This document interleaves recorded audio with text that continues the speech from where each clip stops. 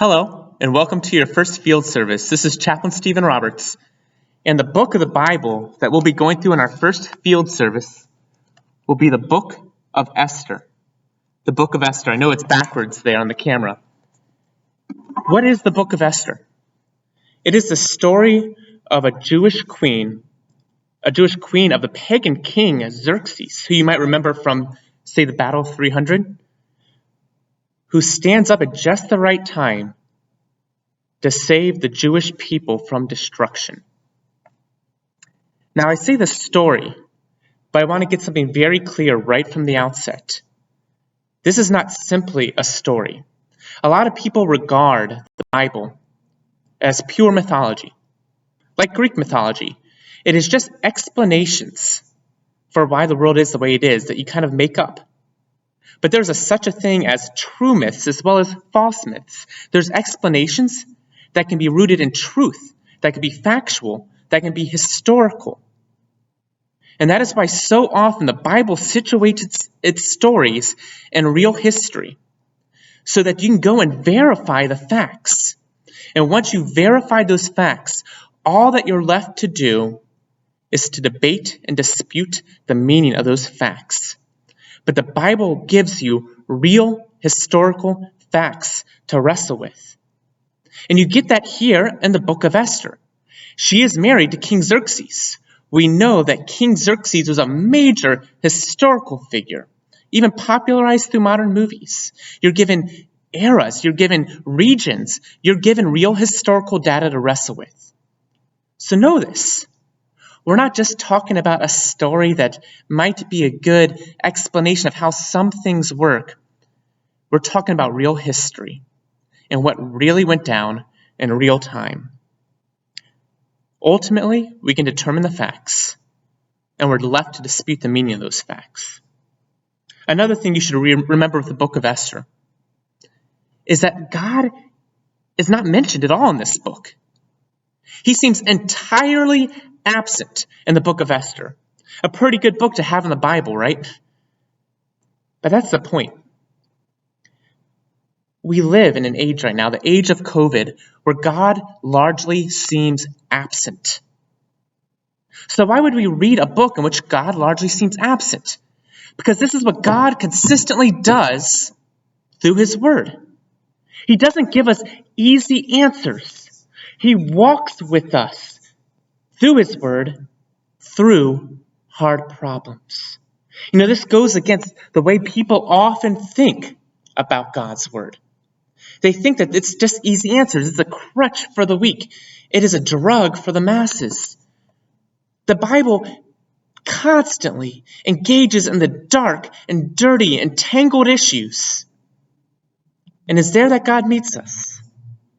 He doesn't give us easy answers through His Word. He walks with us through hard problems. He cares more about fixing people than about fixing problems. In the age of COVID right now, a lot of people are looking for easy answers. A lot of people are going to coping mechanisms that numb the pain and distract them from the questions that really matter. And in turn, they not only rob themselves of the answers that can bring hope, but of the God who Himself is hope for a dying people, and can give us meaning in this life and hope in the next. So that's why we're reading a book about the absence of God. We don't want easy answers here. We want to wrestle with where God is in hard times. That's why this series will be called The Hidden Hand of God. We're going to be exploring where that hand is, how it can be felt, and how we might be able to trust when God seems distant or even absent. One final piece to think about. In the book of Esther, there's a vulnerable people at the margins of society who desperately need protection from the mightiest king in the known world at that time. We will see very quickly in chapter 1 next week how mighty and powerful Xerxes is throughout a whole swath of the world. And here you have a marginalized, vulnerable people who desperately need protection. And that is where Queen Esther is going to step in. But this also begs a larger question for us. In their case, in the case of the Jewish people, they needed someone to represent them and protect them from the evil and wicked rule of an all-powerful king.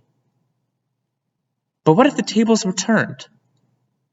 What if we need protection not from a king whose rule is wicked, but need protection from a good king? Protection from an all-powerful king precisely because he is good, and perhaps we are the ones who are wicked. We are the ones who are sinful. We are the ones who need forgiveness. Who will represent us then? Who will represent us before an all-powerful, good and just king? Said wicked people in a sense already dead, can have life, and life to the full. Remember, I expect many of you who are watching this do not believe what I believe, are skeptical or indifferent about what the Bible has to say. But at the same time, you are wrestling. You're wrestling with what it is you really believe, why this world is the way it is, how we're to live in response, what gives you meaning and hope, what gives you, in a sense of identity that will last throughout the whole of your life. What hope do we possibly have in the face of suffering and death? I know you're wrestling with these questions, and so I'm here to wrestle with you, not before some vague God who never speaks, but before his word, so that we can wrestle together in our darkness before the light of a God of truth and love and hope. I hope that in the weeks ahead you will join with me in wrestling with the hidden hand of God. Next week we'll be turning to Esther, chapter 1, where we're going to learn more about King Xerxes. And this is situated right in the middle of some of those great wars that you know about through movies and through books. We're going to learn about a queen named Vashti who got herself into a lot of trouble, but perhaps for doing the right thing, pointing ahead to someone else. And we're going to see the stage as it is set for Queen Esther, a woman who in God's providence was drawn into this story for a season such as this. I hope you will join me next week as we continue in these discussions and these hard questions, trusting that God will walk with us through his word in hard times such as this. God bless you and have a wonderful week.